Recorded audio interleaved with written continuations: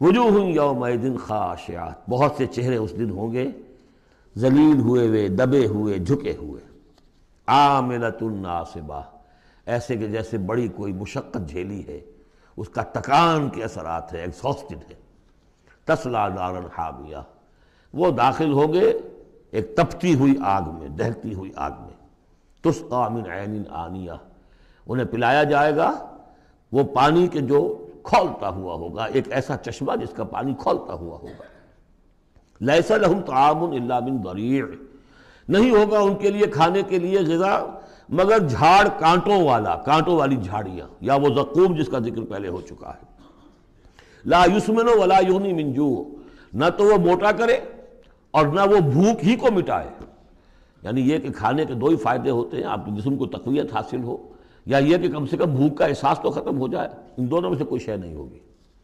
اب اس کے برعکس وجوہ یومئذ ناعمہ، بہت سے چہرے ہوں گے اس روز تر و تازہ، جیسے کہ ناز و نعم میں پلے ہوئے لوگ ہوتے ہیں ان کے چہرے۔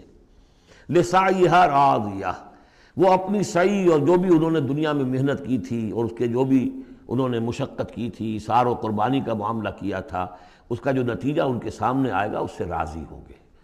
لسعیھا، یہ انہی کی کوشش تھی، محنت تھی، لیکن آج اللہ نے قبول فرما دی۔ اولئک کان سعیھم مشکورا، وہ لوگ ہوں گے کہ جن کی سعی جو ہے اللہ تعالیٰ کے ہاں مقبول ہو جائے گی تو وہ راضی ہوں گے۔ فی جنت عالیہ، ایک باغ میں جو بہت بلند ہوگا، اونچا۔ لا تسمع فیہا لاغیہ، اس میں وہ کوئی لغو بات بھی نہیں سنیں گے۔ کوئی لغو بات سننے سے بھی انسان کو کوفت ہوتی ہے، تو اور تو کوئی بات کیا، جھوٹ سننا یا کوئی الزام، یہ تو اس کا سوال نہیں، لغو بات بھی نہیں سنیں گے۔ فیہا عین جاریہ، اس میں ایک چشمہ ہے جاری، چلتا ہوا، بہتا ہوا۔